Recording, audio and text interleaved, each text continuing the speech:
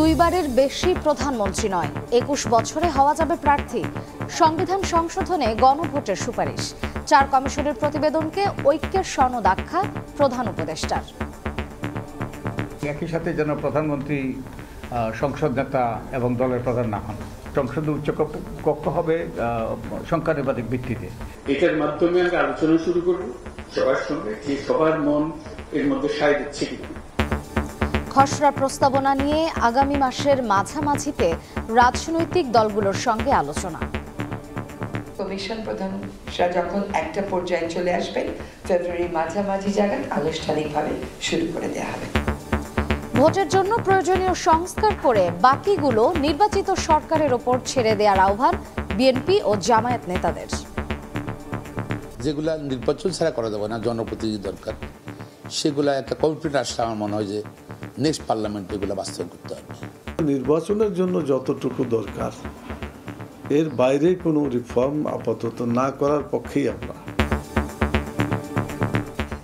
দেখছিলেন প্রধান শিরোনাম। রাতের সময়ের সঙ্গে আছি আমি মার্জিয়া শ্রেয়া। এবারে অন্যান্য শীর্ষ সংবাদ।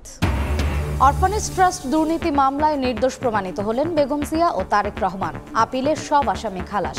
বিচার প্রক্রিয়া ছিল প্রতিহিংসামূলক, পর্যবেক্ষণ আদালতের। ক্ষমতার প্রভাবে সাইমা ওয়াজেদের বিশ্ব স্বাস্থ্য সংস্থায় নিয়োগের অভিযোগ অনুসন্ধানে দুদক। শামীম ওসমানের বিরুদ্ধে অর্থ পাচার মামলা। ছাগলকাণ্ডের মতিউর রিমান্ডে। পররাষ্ট্র উপদেষ্টার চীন সফরে আলোচনা হবে তিস্তা মহাপরিকল্পনা নিয়ে। বেইজিং, ওয়াশিংটন, দিল্লি সবার সঙ্গেই সুসম্পর্ক চায় ঢাকা, বললেন তৌহিদ হোসেন।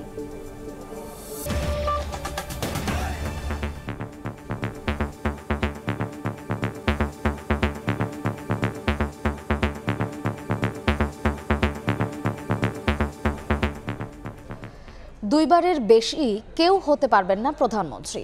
২১ বছর বয়সে হওয়া যাবে জাতীয় নির্বাচনের প্রার্থী। সংসদ হবে দ্বিকক্ষ বিশিষ্ট, আর সংবিধান সংশোধন করতে হলে লাগবে গণভোট। সুযোগ থাকবে না কালো টাকা বৈধ করার। এমন সব প্রস্তাব রেখে প্রধান উপদেষ্টার কাছে প্রতিবেদন জমা দিয়েছে ৪ সংস্কার কমিশন। প্রধান উপদেষ্টার কাছে প্রতিবেদন জমা দেওয়ার পর এর সারাংশ তুলে ধরেন কমিশন প্রধানরা। বুধবার ৩ মাসের বেশি সময় পর প্রধান উপদেষ্টা ডক্টর মোহাম্মদ ইউনূসের কাছে সংবিধান, নির্বাচন ব্যবস্থা, দুর্নীতি দমন কমিশন ও পুলিশ প্রশাসন সংস্কার কমিশন তাদের সুপারিশ জমা দেয়। প্রতিবেদন জমা দিয়ে নির্বাচন ব্যবস্থা সংস্কার কমিশনের প্রধান জানান, নির্বাচন ব্যবস্থায় স্বচ্ছতা ও ইসিকে দায়বদ্ধ করতে ১৫০টি সুপারিশ দিয়েছে নির্বাচন ব্যবস্থা সংস্কার কমিশন। বিগত কয়েকটি কমিশনকে তদন্ত করে বিচারের আওতায় আনার সুপারিশও করা হয়। নির্বাচন কমিশনের গঠন থেকে আরম্ভ করে নির্বাচন কমিশনের দায়বদ্ধতা, নির্বাচন কমিশনের দায়িত্ব, ক্ষমতা ইত্যাদি আমরা আলোচনা ইত্যাদির ব্যাপারে সুপারিশ দিয়েছি। গত ৩টি নির্বাচনে যারা অপরাধ করেছে তারা কেউই বিচারের আওতায় আসে নাই। যারা অন্যায় করেছে তারা যেন বিচারের আওতায় আসে।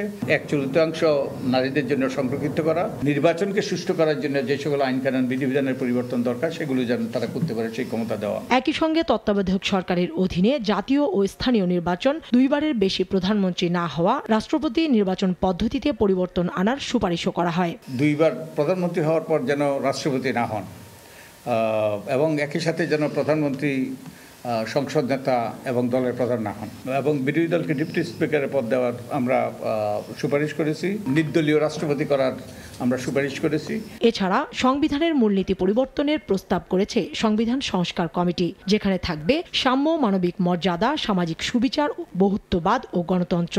সংবিধান সংশোধনের ক্ষেত্রে গণভোটের বিধান রাখারও সুপারিশ করা হয়। আমরা মনে করি যে প্রধানমন্ত্রী সংসদে অনাস্থা ভোটের মুখোমুখি হওয়া দরকার, সেই ব্যবস্থা করা দরকার। সে কারণে আমরা ৭০ অনুচ্ছেদ দ্বারা যাতে করে প্রধানমন্ত্রী কেবলমাত্র সুরক্ষিত না হন, সেই জন্য আমরা তার কিছু সংস্কারের প্রস্তাব করেছি।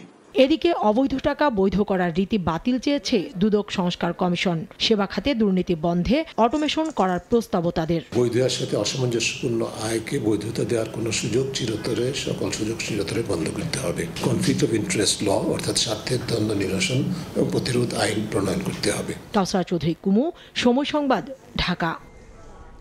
এর আগে সকালে ৪ সংস্কার কমিশনের প্রতিবেদন গ্রহণ করে একে জাতীয় ঐক্যের সনদ আখ্যা দেন প্রধান উপদেষ্টা ডক্টর মোহাম্মদ ইউনূস।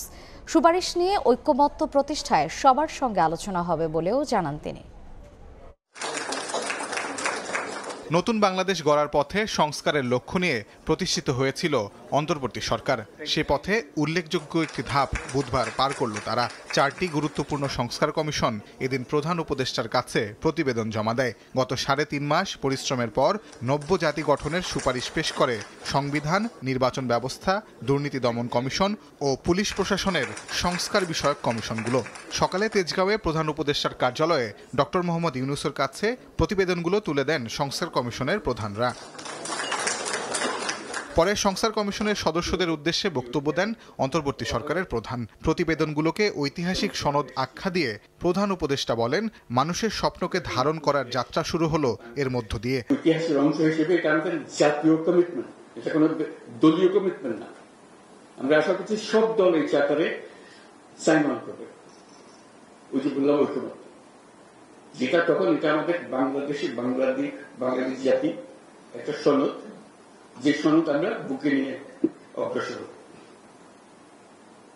যত তাড়াতাড়ি পারি, যত বেশি পরিমাণে এটা বাস্তবায়ন করতে পারি, বাস্তবায়ন করতে পারি। ভবিষ্যতে যে নির্বাচন হবে এটার ভিত্তিতে, এই চার্টারের ভিত্তিতে, সেটাও যেন একটা ঐক্যমতের সরকার হয়, যে চার্টারকে আমরা ধরে রেখেছি। সংস্কার কমিশনগুলোর সুপারিশ নিয়ে সবার সঙ্গে ঐক্যমত প্রতিষ্ঠার লক্ষ্যে আলোচনা করা হবে বলে জানান ডক্টর ইউনূস। এটার মাধ্যমে আমরা আলোচনা শুরু করব সবার সঙ্গে, যে সবার মন এর মধ্যে সায় দিচ্ছে কিনা, অঙ্গীকারগুলো পূরণ হচ্ছে কিনা। এটা হলো আলোচনার রসদকে আপনারা তৈরি করে দিয়েছেন। সে আলোচনার পরবর্তী অধ্যায়টা কি হবে সেটাও আমরা জেনে রাখি। এটা মতৈক্য প্রতিষ্ঠা হবে, সবাই একমত হবেন, কিন্তু কিছু অংশে একদম একমত হবে। তার মধ্যে আমরা কি স্বপ্ন দেখলাম, নিজেরা একা একা স্বপ্ন দেখলাম, মানুষের স্বপ্নের অংশ নয়, সেটা তো হতে পারে না। আমরা কতটুকু সেই স্বপ্ন এখানে নিয়ে এসেছি সেটার জন্যই আলোচনা। এটা কোনো বাইরের থেকে চাপানো জিনিস না, ভেতর থেকে উদ্ভূত একটা জিনিস। ঐক্যমতের আলোচনায় কমিশন প্রধানদের নেতৃত্বের ভূমিকা পালন করতে হবে বলেও উল্লেখ করেন প্রধান উপদেষ্টা। তাজওয়ার মাহমুদ, সময় সংবাদ, ঢাকা। এদিকে রাজনৈতিক দলগুলো যতটুকু সংস্কার চাইবে ততটুকুই বাস্তবায়ন করা হবে বলে জানিয়েছেন আইন উপদেষ্টা ডক্টর আসিফ নজরুল। এ লক্ষ্যে আগামী মাসের মাঝামাঝিতে রাজনৈতিক দলগুলোর সঙ্গে আলোচনা শুরু হবে বলে জানিয়েছেন পরিবেশ উপদেষ্টা সৈয়দা রেজওয়ানা হাসান। বিকেলে ফরেন সার্ভিস একাডেমিতে সংবাদ সম্মেলনে তারা এই কথা বলেন। বুধবার সকালে প্রধান উপদেষ্টার কার্যালয়ে রাষ্ট্র সংস্কারের লক্ষ্যে গঠিত কমিশনগুলোর 4টি নিজেদের প্রস্তাবনা জমা দিয়েছে। এ বিষয়ে ফরেন সার্ভিস একাডেমিতে সংবাদ সম্মেলনের আয়োজন করে প্রধান উপদেষ্টার প্রেস উইং। নির্ধারিত সময়ের মধ্যে সেখানে উপস্থিত হন সরকারের 3 উপদেষ্টা। এ সময় আইন, বিচার ও সংসদ বিষয়ক উপদেষ্টা ডক্টর আসিফ নজরুল বলেন, রাজনৈতিক দলগুলোর সঙ্গে ঐক্যের ভিত্তিতেই কমিশনগুলোর প্রস্তাবনা বাস্তবায়ন করতে চায় সরকার। আমাদের প্রত্যাশা আছে, ইচ্ছা আছে, পুরো কাজটাই আমরা সম্পন্ন করে যেতে পারবো, বাট এটা ডিপেন্ড করছে প্রধানত রাজনৈতিক দলগুলোর ঐক্যমতের উপর, তারা কতটুকু সংস্কার করতে ঐক্যমত পোষণ করতে পারেন। সংস্কার কমিশনের প্রস্তাবের ভিত্তিতে রাজনৈতিক দলগুলোর সঙ্গে যখন আলাপ করা হবে, এটাই আমরা আইডেন্টিফাই করার চেষ্টা করব যে ন্যূনতম সংস্কার কোনগুলো আছে এবং এই বিষয়ে রাজনৈতিক মতৈক্য আছে কিনা।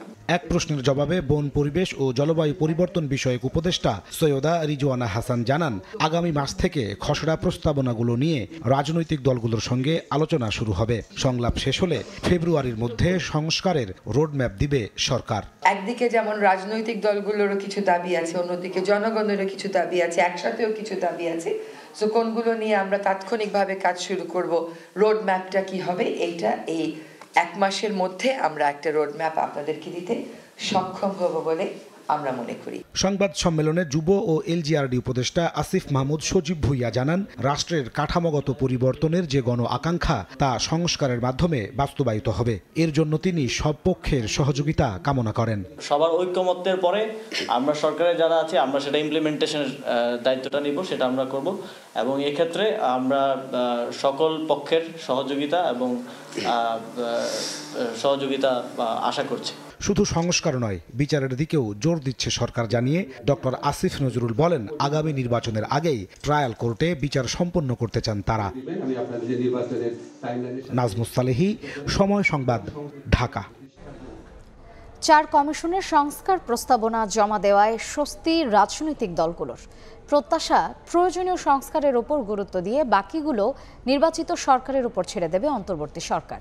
এছাড়া সংস্কার বিষয়ে চূড়ান্ত সিদ্ধান্ত রাজনৈতিক দলগুলোর সঙ্গে আলোচনা করে নেয়ার আহ্বান তাদের।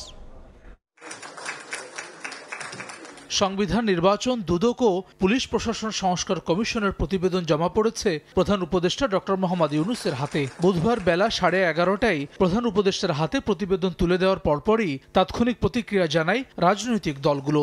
বিভিন্ন ইস্যুতে মতভেদ থাকলেও সংস্কার কার্যক্রমের অগ্রগতিতে খুশি তারা। বিপ্লবী ওয়ার্কার্স পার্টির সাধারণ সম্পাদক সাইফুল হক বলছেন, প্রস্তাবনার মধ্য দিয়ে জন আকাঙ্ক্ষা পূরণে এক ধাপ এগিয়েছে অন্তর্বর্তী সরকার। সংবিধান বলি, নির্বাচন কমিশন বলি, প্রশাসন বলি, বিচার বিভাগ বলি, অথবা বিভিন্ন ক্ষেত্রে বাস্তবে অনেকগুলো গুরুত্বপূর্ণ রূপান্তর বা সংস্কার এটা খুবই জরুরি। সেদিক থেকে তারা বিভিন্ন মতামতের ভিত্তিতে তারা আজকে তাদের সুপারিশ জমা দিয়েছেন। এটা মনে করি যে এক ধাপ এটা এগোনো গেল। রাজনীতির মাঠে ভিন্ন সুরে বক্তব্য চালাচালি হলেও সংস্কার কমিশনের প্রতিবেদন ইস্যুতে একই মন্তব্য বিএনপি জামায়াতের। তবে সুপারিশের বিষয়ে রাজনৈতিক দলগুলোর সঙ্গে আলোচনার পর চূড়ান্ত সিদ্ধান্ত নেওয়ার পরামর্শ বিএনপির। আর প্রয়োজনীয় সংস্কারের উপর গুরুত্ব দিয়ে বাকিগুলো নির্বাচিত সরকারের উপর ছেড়ে দেওয়ার আহ্বান জামায়াতের। নির্বাচনের জন্য যতটুকু দরকার, এর বাইরে কোনো রিফর্ম আপাতত না করার পক্ষেই আমরা সামনে একটু নির্বাচন, ভালো নির্বাচন হবে, তখনই নির্বাচিত সরকার এই সংবিধান সংস্কার করার ব্যাপারে কমিশন যেটা প্রস্তাব পেশ করছে এগুলাকে তখন সেখানে ভালো মতো মেরামত করা যাবে। ঐক্যমত সৃষ্টি করার পর যেগুলো নির্বাচন পূর্বে করা যায় সেগুলো পুরো করতে হবে। যেগুলা নির্বাচন ছাড়া করা যাবে না, জনপ্রতিনিধি দরকার, সেগুলা একটা কমিটমেন্ট আসলে আমার মনে হয় যে নেক্সট পার্লামেন্টে এগুলো বাস্তবায়ন করতে হবে। দলীয় স্বার্থ ছাড় দিয়ে হলেও জনগণের আকাঙ্ক্ষা পূরণে সংস্কার প্রশ্নে রাজনৈতিক দলগুলোকে এক হওয়ার আহ্বান নাগরিক কমিটির। একটা রাজনৈতিক দল তো একটা বড় জনগণের আকাঙ্ক্ষাকে রিপ্রেজেন্ট করে। সেই জায়গা থেকে আসলে তাদের দলগত যদি কোনো স্বার্থের ব্যাপার থাকে সেইটাকে কম্প্রোমাইজ করে যদি জনগণের সাথে তাল মিলিয়ে চলার জন্য তারা যদি এই জায়গাগুলো কম্প্রোমাইজ করেন সেটা সবার জন্যই ভালো হবে এবং সেই জায়গা থেকে অবশ্যই যারা অভ্যুত্থানকারী শক্তি আছেন তাদের সাথে মিলিত হওয়ার জন্য এটা একটা সুযোগ তৈরি করে দিবে। সংস্কার প্রস্তাবনা নিয়ে রাজনৈতিক দল এবং সংশ্লিষ্টদের মতামত নিয়েই চূড়ান্ত প্রস্তাবনা তৈরি করবে অন্তর্বর্তী সরকার। হাসান ওয়ালি, সময় সংবাদ, ঢাকা। জিয়া অরফানেজ ট্রাস্ট দুর্নীতি মামলায় নির্দোষ প্রমাণিত হলেন বিএনপি চেয়ারপারসন বেগম খালেদা জিয়া ও তারেক রহমান।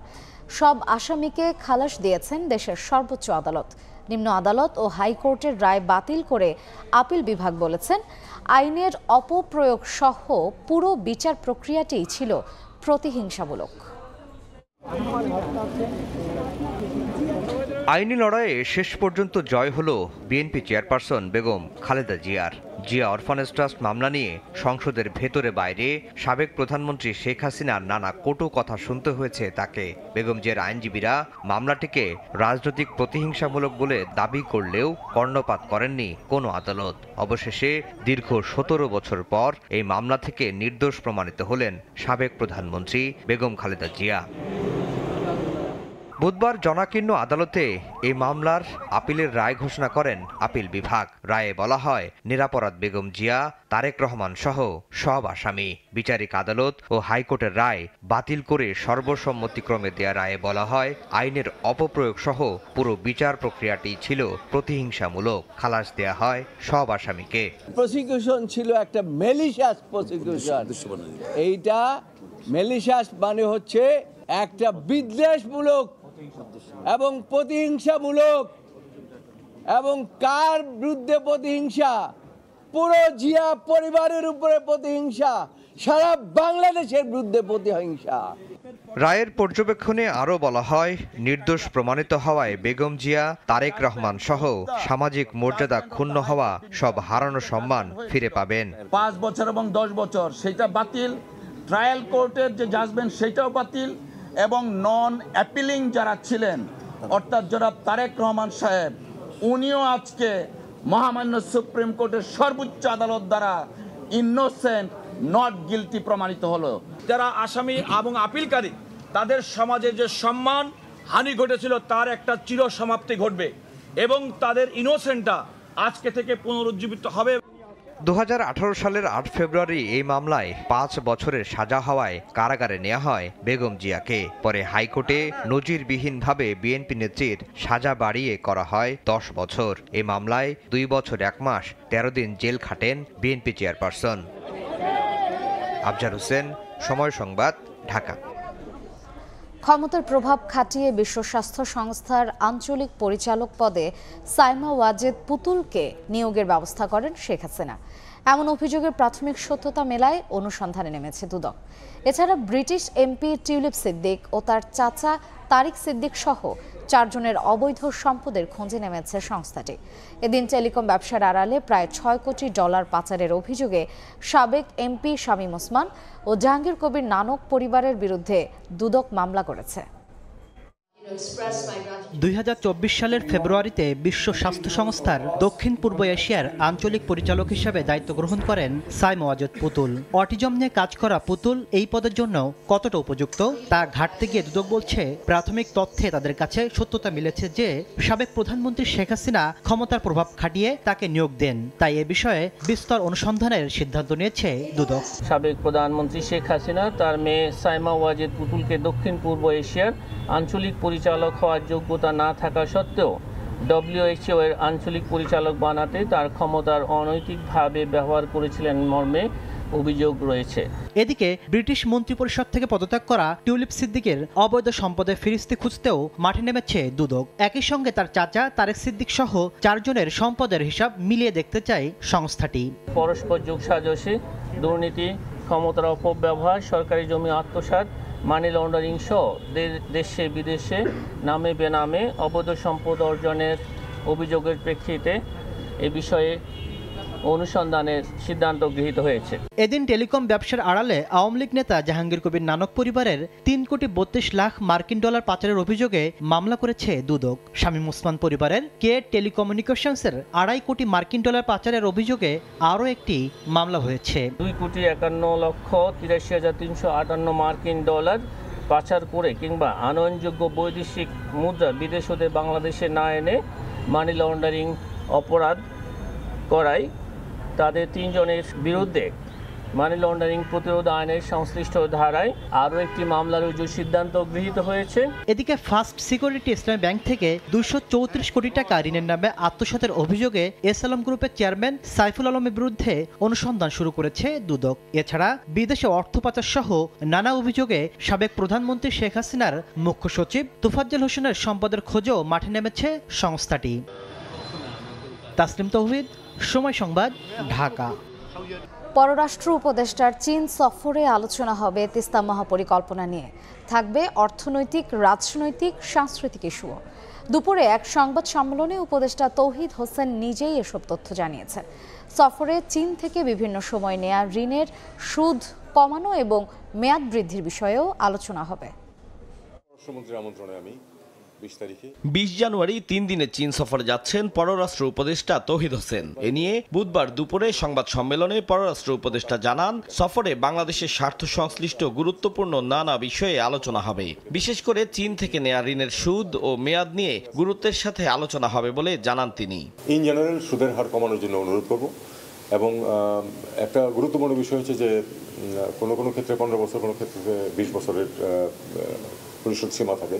আমরা চেষ্টা করবো এটাকে সবগুলিকে 30 বছরে নিয়ে যেতে, যাতে করে আমাদের অর্থনীতির উপর চাপ কম আসে এবং কমিটমেন্ট ফি এটা যাতে তুলে দেওয়া যায় সেটা আমরা চেষ্টা করব। পররাষ্ট্র উপদেষ্টার চীন সফরে তিস্তা মহাপরিকল্পনা নিয়ে আলোচনা হবে বলেও জানান তিনি। জানান, সফরে রোহিঙ্গা সমস্যার সমাধান নিয়েও আলোচনা হবে। গাইডিং যে এমওইউটা সেটার মেয়াদ শেষ হয়ে গেছে, সেটা আমরা রিনিউ করব। স্পেসিফিক প্রজেক্টের ব্যাপারে তো আরও অনেক ডিটেলস আলোচনা লাগবে, তবে বাংলাদেশ অবশ্যই তার নিজের স্বার্থে সিদ্ধান্ত নেবে। রোহিঙ্গা সমস্যা দীর্ঘমেয়াদে আজ পরিবেশটা এমন সৃষ্টি করতে হবে যেন তারা সেখানে ফিরে যায়। আমরা সেই পরিবেশ সৃষ্টিতে চীনের সহায়তা চাবো। সংবাদ সম্মেলনে পররাষ্ট্র উপদেষ্টা কথা বলেন ভারতের কাঁটাতারের বেড়া প্রসঙ্গেও। জেনারেল আন্ডারস্ট্যান্ডিং হচ্ছে যে 150 গজ দূরে জিরো লাইন থেকে ছোটখাটো ব্যক্তি তো করা যেতেই পারে, তবে ইন জেনারেল আমরা সেই নীতিতেই অবিচল থাকছি। বেইজিং, ওয়াশিংটন, দিল্লি সবার সঙ্গেই অন্তর্বর্তী সরকার সুসম্পর্ক চায় বলেও জানান তৌহিদ হোসেন। আতাউর কাউসার, সময় সংবাদ, ঢাকা। রাতের সময় আরও থাকছে। কাল বন্দর নগরীতে শুরু বিপিএল উন্মাদনা। বরিশালের মুখোমুখি হবে ঢাকা। খুলনার প্রতিপক্ষ চট্টগ্রাম কিংস। বিসিবির সভাপতির আশ্বাসে অনুশীলনে ফিরছে রাজশাহী। ডাকসুর গঠনতন্ত্র সংস্কারের জন্য বিশ্ববিদ্যালয় প্রশাসনকে 27টি প্রস্তাবনা দিয়েছে ছাত্রদল। ঢাকা বিশ্ববিদ্যালয় সংগঠনটির সংবাদ সম্মেলনে প্রস্তাবনাগুলো তুলে ধরা হয়। বিশ্ববিদ্যালয়ের উপাচার্যকে ডাকসুর সভাপতি পদে না রেখে শিক্ষার্থীদের মধ্যে থেকে ভোটের মাধ্যমে সভাপতি নির্বাচিত করার দাবি জানান ছাত্রদল সভাপতি। এছাড়া কেন্দ্রীয় এবং হল সংসদ নির্বাচনে ভোটার ও প্রার্থী হওয়ার ক্ষেত্রে বয়সসীমা সুনির্দিষ্টভাবে 30 বছর না করে বিশ্ববিদ্যালয়ের সব নিয়মিত শিক্ষার্থীদের ভোটার ও প্রার্থী হওয়ার বিষয়ে প্রস্তাব করেছে সংগঠনটি।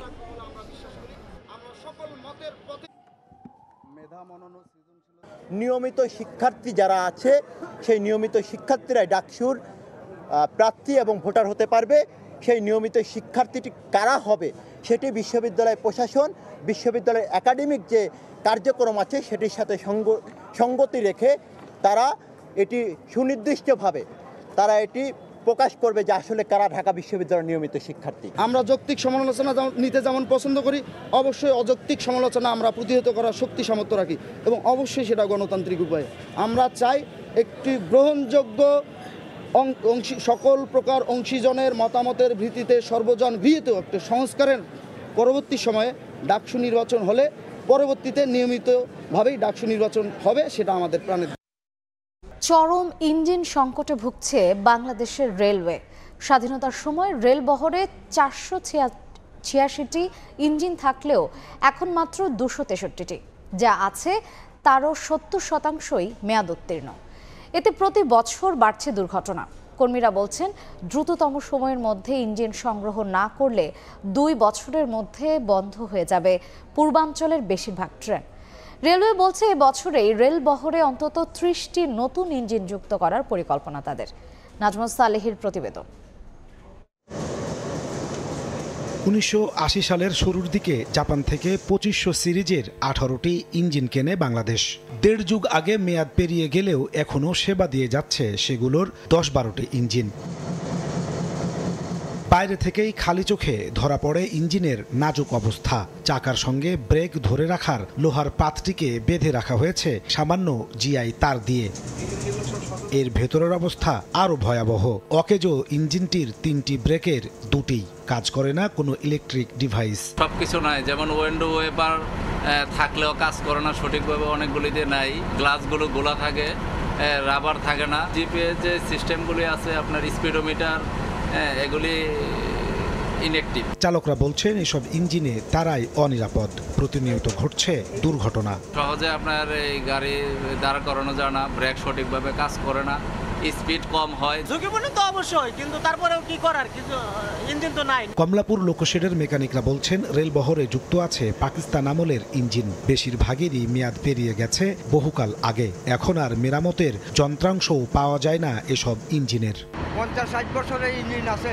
এখন আমরা বর্তমানে যে কাজ করতেছি এই কাজে গিয়ার কেসিংয়ের বোল ঠিক থাকে না, মাথার বোল ঠিক থাকে না। 20 বছর আগে এটার মেয়াদ গেছে গা, এটা যে রাস্তা থেকে আইছে আর এই বাতিল লেগে গেছে গা। যন্ত্রপাতি তো এইসব পাওয়া যাচ্ছে না, আমরা এক গাড়ি থেকে আরেক গাড়িতে এইগুলা দিয়ে মেরামত করে চালাইতেছি আর। ইঞ্জিন সংকটের কারণে ট্রেন চলাচল ব্যাহত হচ্ছে জানিয়ে রেলকর্মীরা বলছেন মেয়াদ উত্তীর্ণ ইঞ্জিনের কারণে বাড়ছে দুর্ঘটনা, কমছে গতি। তাদের আশঙ্কা যদি দ্রুত মিটার গেজের নতুন ইঞ্জিন সংগ্রহ করা না যায় তাহলে 2 বছরের মধ্যে এ রুটে বন্ধ হবে অনেকগুলো ট্রেন। আগামী 2 বছরের ভিতরে যদি আপনি মিটার গেজ ইঞ্জিনের মূল বহরে যদি আপনি অন্তত ইঞ্জিন স্থাপন করতে না পারেন, পূর্বাঞ্চলের ট্রেন অনেকগুলো ট্রেন আপনাকে বন্ধ করে দিতে হবে। এ বছরই রেলবহরে 30টি মিটার গেজ ইঞ্জিন কেনার কথা জানিয়ে রেলওয়ে মহাপরিচালক বলছেন পাইপলাইনে আছে আরও 2-3টি প্রকল্প। 30টা মিটার গেজ লোকোমোটিভ আমাদের কেনার একটা প্রক্রিয়া চলছে। কোরিয়ার ফান্ডে আরও কিছু ইঞ্জিন ক্রয়ের আমাদের পরিকল্পনা আছে। গত 15 বছরে রেলের উন্নয়নে 1.5 লাখ কোটি টাকা খরচ হলেও কাটেনি ইঞ্জিন সংকট। 1.5 দশক আগে মেয়াদ পেরিয়ে গেলেও এখনো এই ইঞ্জিনটি দিয়ে চলছে ট্রেনের যাত্রী পরিবহন, ফলে বাড়ছে দুর্ঘটনা, কমছে ট্রেনের গতি। অথচ গত 14 বছরে রেলের উন্নয়নের খরচ হয়ে গেছে প্রায় 1.5 লাখ কোটি টাকা। রেল কর্মীরা বলছেন আগামী 2 বছরের মধ্যে যদি মিটার গেজের অন্তত 50টি লোকোমোটিভ সংগ্রহ করা না যায় তাহলে বন্ধ হয়ে যাবে এ রুটের অনেকগুলো ট্রেন। নাজমুস সালেহী, সময় সংবাদ, ঢাকা। রেস্তোরাঁর খাবারে ভ্যাট হার বাড়ানোর 5 দিন পর তা পুনর্বিবেচনার সিদ্ধান্ত নিয়েছে জাতীয় রাজস্ব বোর্ড এনবিআর। বুধবার সন্ধ্যায় এনবিআর জানিয়েছে ভ্যাট কমাতে রেস্তোরাঁ মালিকদের দাবিকে আমলে নিয়েছে সংস্থাটি। এ অবস্থায় ভ্যাটের আওতায় ও আদায় বাড়াতে শান্তি শৃঙ্খলা বজায় রাখতে রেস্তোরাঁ মালিক সমিতির সহযোগিতা কামনা করেছে এনবিআর। এর আগে বর্ধিত ভ্যাট হার কমানোর দাবিতে বৃহস্পতিবার সারা দেশে মানববন্ধন করার সিদ্ধান্ত জানায় সংগঠনটি। গেল 9 জানুয়ারি অধ্যাদেশ জারি করে রেস্তোরাঁর খাবারে ভ্যাটের হার 5 থেকে 1 লাফে বাড়িয়ে 15% করে সরকার। রাতের সময় খেলার খবর। ঢাকা সিলেটের পর এবার শুরু হচ্ছে বিপিএল এর চট্টগ্রাম পর্ব। ফরচুন বরিশাল ও ঢাকা ক্যাপিটালসের মধ্যকার ম্যাচ দিয়ে বন্দর নগরীতে মাঠে গড়াবে খেলা। ম্যাচ শুরু হবে দুপুর 1:30টায়। সন্ধ্যায় দ্বিতীয় ম্যাচে খুলনার প্রতিপক্ষ স্বাগতিক চট্টগ্রাম কিংস। এদিকে বিসিবি সভাপতির আশ্বাসে কাল থেকে অনুশীলনে ফেরার ঘোষণা দিয়েছে দুর্বার রাজশাহীর ক্রিকেটাররা। মিরপুর ও লাক্কাতুরায় হাই স্কোরিং ম্যাচ দেখেছেন দর্শকরা। সাগরিকাতেও রোমাঞ্চকর লড়াই দেখার অপেক্ষায় ক্রিকেট প্রেমীরা। প্রথম ম্যাচে মাঠে নামবে defending champion Fortune Barishal. Local boy Tamim ইকবালের দলের খেলা হওয়ায় এই ম্যাচ নিয়ে আগ্রহ একটু বেশি। রংপুর রাইডার্সের বিপক্ষে তাদের সবশেষ ম্যাচটাই ছিল চরম উত্তেজনা। শেষ ওভারে 30 রান দিয়ে ম্যাচ হারের পর হেলসের সঙ্গে বাদানুবাদে জড়ান তামিম। হোম গ্রাউন্ডে সব রাগ মেটাতে চান বরিশাল দলের অধিনায়ক।